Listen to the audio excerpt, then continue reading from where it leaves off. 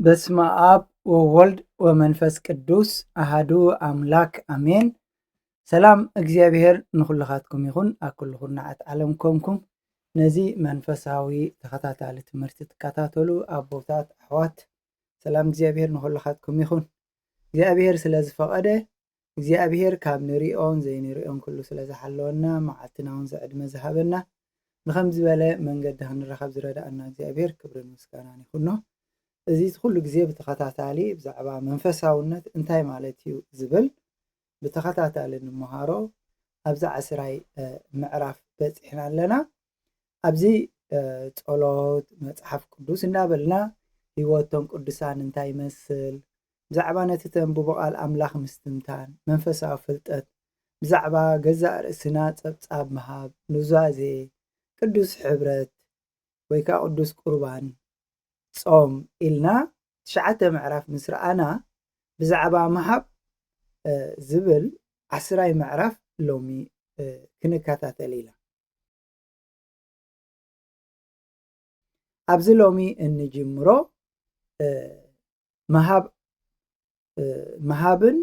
ኣምላኽ ኣብ ጥሪትና ዘለዎ ዋንነት እንታይ ይመስል ምክንያቱ ብዛዕባ መንፈሳውነት እንታይ ኢልና ክንምሃር ከለና ሲ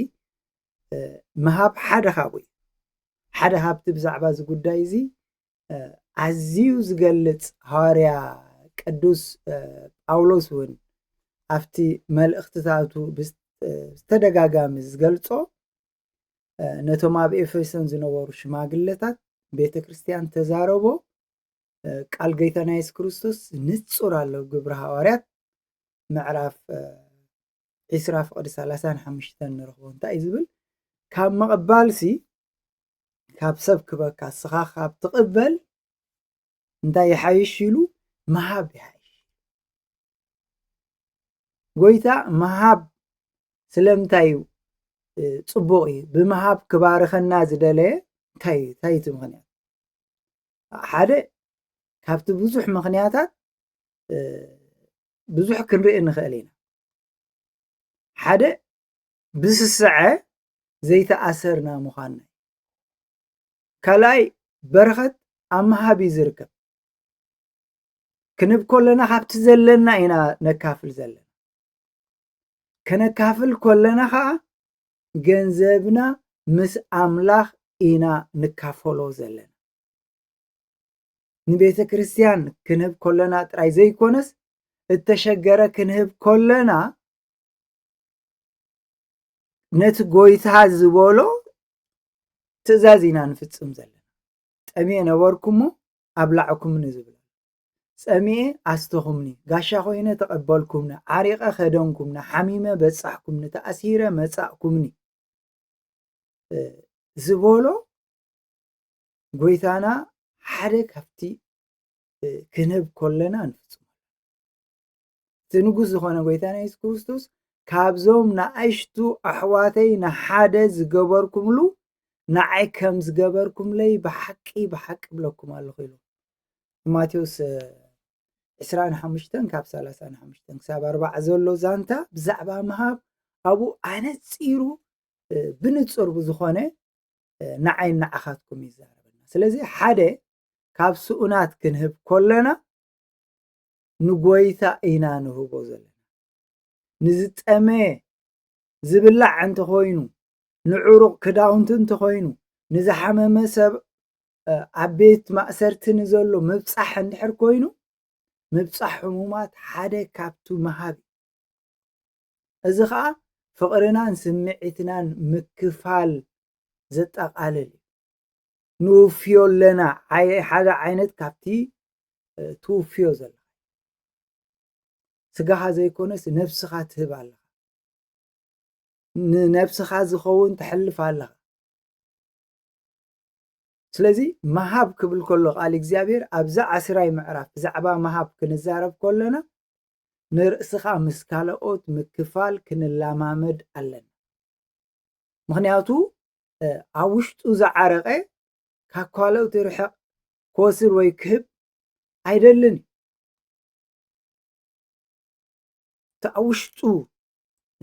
ዝረሓቐ ካልኦት ይርሕቕ ክወስድ እምበር ክህብ ኣይደልን ሓደ ስሱዕ ሰብ ወትሩ ክወስድ እንተዘይኮይኑ ክህብ ኣይደልን እዩ ሓደ ሕያዋይ ዝኾነ ሰብ ግን እንታይ ዝገብር ኣይወስድን ይህብ እዚ ከዓ ጥቕሚ ርእሲ ዝሰወአ ወትሩ ንምሃብ ዝተዳለወ እዩ ንርእስኻ ካብ ቀዳሞት ኣብሊፅካ ከተተርፍ ዘይኮነስ ንኻልኦት ምክፋል እዩ ጎይታ ዘርኣየና ንሱ እዩ ካብ ሰማይ ክመፅእ ከሎ ዘርኣየና ክብሪ ናይ ርእሱ ሓዲጉ ናባና ምፅእ ፊልጵስ 2 ካብ 6 ክሳብ 8 ንረኽቦ ወትሩ ንኻልኦት ምሃብ ካብ ገዛእ ርእሱ ንሂወቱ ብምሃብ ሓደ ኣብነትና ኮይኑ ስለዚ ከዓ እዩ ምሃብ ወትሩ ምስ ገዛእ ርእስኻ ምቕባፅ ዝተሓሓዝ እዩ ንኻልኦት ቀዳምነት ክንህብ ከለና ኩሉ ሳዕ ንርእስና ኣብ መወዳእታ ኢና ንሰርዕ ዘለና ሓደ ሰብ ብዛዕባ ብሕታዊ ድሌቱ ብቐጥታ ኣይሓስብን እዩ ማለት እዩ የግዳስ ንኻልኦት ቀዳምነት ይሰርዕ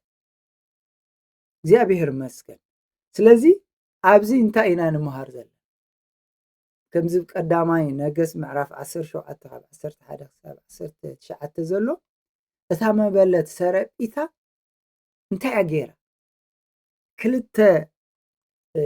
ካብቲ ዝነበራ ቅድም ነቲ ኣገልጋሊ ኣምፅያ እታ ጎይታ ኣብ ሓድሽ ኪዳን ዝመስከረላ እታ ክልተ ሊብጦን ኣብቲ መዝገብ ዘእተወት እውን ጎይታ ካብ ኩሎም ኣብሊፃ ከም ዝሃበት ዘለዋ ኩሉ ከም ዝሃበት ካብ ኩሉ ስእነታ ሂባ ኣብ ሉቃስ ምዕራፍ 21 ፍቅዲ 4 እንታይ እዩ ዝብል ጎይታ ነታ ክምስክረላ ከሎ ካብ ድኽነታ እተላዕለ ጥራይ ዘይኮነስ ኩሉ እቲ ዝነበራ መነባብሮ እያ ሂባ ማለት ካብቲ ዘጥረየቶ ቀዳምነት ንኣምላኽ እያ ሂባ ናይ ካልኦት ምርጫ ኣቐዲማ ማለት ዋላ ኣነ እንተሞትኩ ካልኦት ብሂወት ይንበሩ ካልኦት ጥራይ ዘድልዮም ይርከቡ ንባዕለይ ክሳዕ ከም ዘድልየኒ ክወስድ ኣይኮን ጎይታ ነዛ መበለት ክባርኻ ከሎ ሓደ ኣገዳሲ ሕጊ ክህብ ከሎ ነስተብ ኣምላኽ ንባህጊ ምሃብ ደኣ እምበር ናይ ብዝሒ ምሃብ ኣይኮነን ኣብ ኣክርኢ ከሎ ከምዚ ኣባና ዝግበር ካብ መን ሓሚቐ ንኽስቲ ክንዲዚ ተሂቦም ንሕና ከዓ ክንዲዚ ነወፍር ንሕና ከዓ ንክንዲዚ ንግበር ኢሉ ብመጠን ኣይኮነን ጎይታ እዩ እዚ ከዓኒ ምስ ፍቕሪ ምትእስሳር ካብቲ ዘለካ ተወፋይነት ንተፍቅሮ ኢኻ ትውፈየሉ ነቲ ብመንፈሳዊ መዳይ ዝጠቕመነካ ነገር ብዘይ ምጉርምራ ብዘይ ምግዳል ብኩሉ ዕግበት ደስ ይልካ ብሓጎስ ክትብ ይገብረካ ኣብ ካልኣይ ቆሮንጦስ ከምኡ እዩ ዝብለና ኣብቲ ምዕራፍ 9 ፍቅዲ 7 ቢሉ ኣምላኽ ሕጉስ ወሃቢ ይፈቱ ነቲ ተሸገረ ከነፍቅሮ ከለና ካብ ፍቅሪ ተደፋፊእና ኢና ንህቦ ካብቲ ጎይታ ዘሕደረልና ናይ ፍቅሪ መንፈስ ናይ ምውፋይ ነገርና ኢና ንህቦ ዘለና ክንህብ ከለና ፍቅርኻ ኣብቲ ትሕዝቶኻ ተርኢ ኣለኻ እቶም ስኡናት ፍቅርኻ ይስምዖም ካብቲ ትህቦም ንላዕሊ እቲ ትገብሮ ዘለኻ يحجسهم نعها يحجسك كابت سجاو نجارات قدمي مدلاو سمعتك حسابك يقدم مهابك نماليوتو زجبر ኮይኑ ዘይኮነስ ስምዒት ኣበርክቶ ከም ዝኾነ ይስምዓካ ንስኻ እውን ንዕኡ ክትህብ ከለኻ ከምታ ንወዳ ክትህብ ከላ እትሕጎስ ኣደ ቅድሚ ምሃባ እትረኽቦ ሓጎስ ከምኡ ንሕና ከዓ ሓጎስ ይስማዕ ኣብ ግዜ ንጉስ ዳዊት ኣብ መፅሓፍ ቅዱስ እንረኽቦም ህዝቢ ዝተሓጎሱ መፅሓፍ ቅዱስ ዝመስክረሎ ኣዝዩ ዘገርም ኣሎ ንእግዚኣብሔር ብፍጹም ልቦም ፈትዮም ስለ ዝሃቡ እቲ ህዝቢ በቲ ብምፍታው ምሃቦም ተሓጎሱ ከምቲ ብፍታው ከነቕርበልካ ዝኽኣልና ኩሉ ካባኻ ደኣ እዩ ካብ ኢድካ እውን ኢና ሂብናካ ዘለና እሞ ኣነ መን እዞም ህዝበይ ከ እንታይ እዮም ብኦ እግዚኣብሔር ኣምላኽና ኩሉ ዝንቅዱስ ስንካ ቤት ክንሰርሓሉ ኢልና ኣዳሊናዮ ዘለና ድልቢ ካብ ኢድካ ዝመፀ ኩሉ ናትካ ኣይገርምን ብዛዕባ ምሃብ ሎሚ ክንፈልጦ ተደሊ ዘሎ ብዛዕባ መንፈሳውነት እዚ ካብ ኢድና ኢና ካብ ኢድካ ኢና ሂብና ካብቲ ኢድካ ወሲድና ንዓኻ ናትካ ዝነበረ ንዓኻ ናህና ንብሎ ነገር የለን ኣብ ምሃብ ሎሚ እዚ ጠፊእና ዘሎ ከምዚ እኮ የገይረሉ እንደይ ደፅዕረሉ መስለካ ካብ ዓዲ ትሒዘ ኣብ ስደት ኣብ እገለ ከሎ ኣብ እገለ ዓዲ ከሎ ኢልና ከም ንምክሖ ንሰባት ዓብ ነገር ከም ዝገበርና ዘይኮነ ነብሲ ወከፍ ከምቲ ጻድቕ እዮም ጥራይ ካብ ከርሲ ወላዲ እዩ ዝወፀኹ ጥራይ ከዓ ናብኡ ክምለስ እዮም ኢሉ ምዕራፍ 1 ካብ 20 ክሳብ 21 ንረኽቦ ኣብቲ ምዕራፍ 1 እዞም ኣሻሓት ካብ ምድሪ ውፅእ ዝሃብተመ ሰብ ዋላ ሓንቲ ከም ዘይብሉ ክእመን ከሎ ንርኢ ምክንያቱ ኩሉ እቲ ናተይ ዝብሎ ናይ ኣምላኽ እዩ ስለዚ እግዚኣብሔር ሃበ እግዚኣብሔር ወሰደ ስም እግዚኣብሔር ይባረኽ ክብል ከሎ ዳዊት ከዓ እዚ ንቅዱስ ስንካ ቤት ክስራሕ ኢልና ኣዳሊናዮ ዘለና ካብ ኢድካ ዝመፀ ኩሉ ናትካ እዩ ክብል ከሎ ነቲ ጎይታ ዝደልዮ ዓይነት ኣካይዳ ካብ ኢድካ ዝመፀ ናትካ ናተይ ዝብሎ የብለይ ኩለንተናይ ኣነ እውን ናትካ እዚ ረኺበዮ ዘለኹ ናትካ እዩ ዘለኽዎ ስምዒትካ ትገልፅ ኣላ ንኣምላኽ ኩለንተነና ነቲ ኣምላኽ ዝገበረልና ነገር ንሓስብ ኣለና እግዚኣብሔር ይመስገን ስለዚ ብዛዕባ ምሃብ ክንዛረብ ከለና ብዛዕባ መንፈሳውነት ክንሓስብ ከለና ንረኣይለይ ዝግበር ነገር ልክዕ ከምቲ ካብ ወዱ ህያብ እተቐበለ ኣቦ እቲ ወዱ ነብኡ ክካናኸሎ ከሎ ነቲ ህያብ ዝካፈል ገንዘብ ካብ ኢዳ ኣቦኡ ይምፅኡ ናቱ ዝብሎ ይኮነ ካብ ኢድካ ዝመፀ ኩሉ ናትካይ እቲ ምንጭ ኩሉ ሃብቲ ኣምላኽ እዩ እግዚኣብሔር ንምድሪ ኣብ ባሕሪ ሰሪትዋ እዩ ኣብ ወሓይ ዘፅንዕይዋ እዩ ንሳን መልኣታን ዓለም ዝነብርዋ ናቱ ኢሉ ኣብ መዝሙር 24 ካብ 1 ክሳብ 2 ከም ዝገልፆ ንኩሉ ህያብና ንኩሉ ኣብዚ ምድሪ ዘሎ እግዚኣብሔር ዘዕግቦ ብፍቅሩ ብምሕረቱ ከም ዝኾነ በዚ ተረዲእና ክንህብ ከለና ክንጥንቀቕ ይግባል እቲ ንህቦ ክንህቦ ከለና እግዚኣብሔር ዓስብና እዩ በዚ ኩሉ ድማ ክንህብ ናይ ምሃብ ምልምማድ ንዓቢ ምክንያቱ ሂወትና ብምሃብ እያ ትነብር መዓልቲ ጎይታ ሓንቲ መዓልቲ ሃበኒ ጥራይ ጥሪት ክበካ ኣብ ኩሉ እቲ ህዝቢ ከዓ ዕሽግ ክትበንድ ኢኻ ኢሉ ከም ዝጸባጸብ ዓይነት ኣይኮነ ካብ ኢድካ ዝመጸ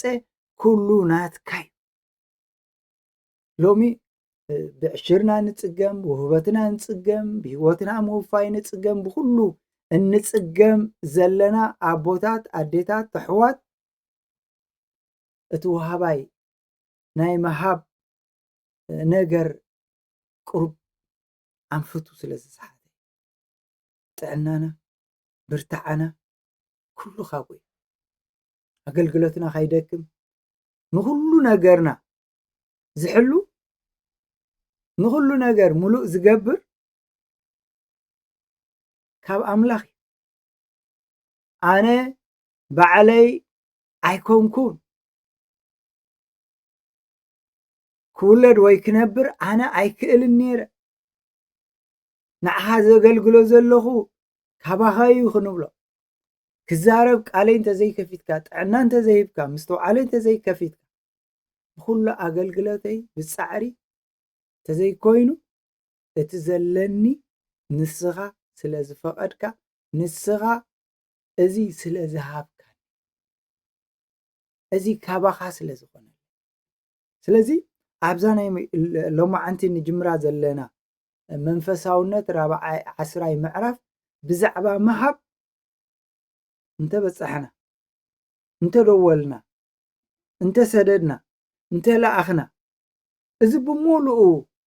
ምግባርና ካብ ኣምላኽ እዩ ኣምላኽ ክንህብ ስለ ዝፈቐደልና ኣምላኽ ንኽንህብ ዕድመ ስለ ዝሃበና ኣምላኽ ንኽንገብር ፀጋ ስለ ዝሃበና ስለዚ መሃብ ኢልና ከመርእስቲ ክንርኢ ከለና ሲ ካብቲ ምንጭ ኩሉ ሃብቲ ዝኾነ ዝተቐበልናዮ ፍልጠት ተካፈልና ጸሎት ተካፈልና መዝሙር ተካፈልና ዕሽር ተካፈልና ገንዘብና ሞባዕና እንተሃብና ዝገበርና እንተገበርና ኣመሃብና ምንጪ ናይቲ ኩሉ ዝኾነ መሃብና እግዚአብሔር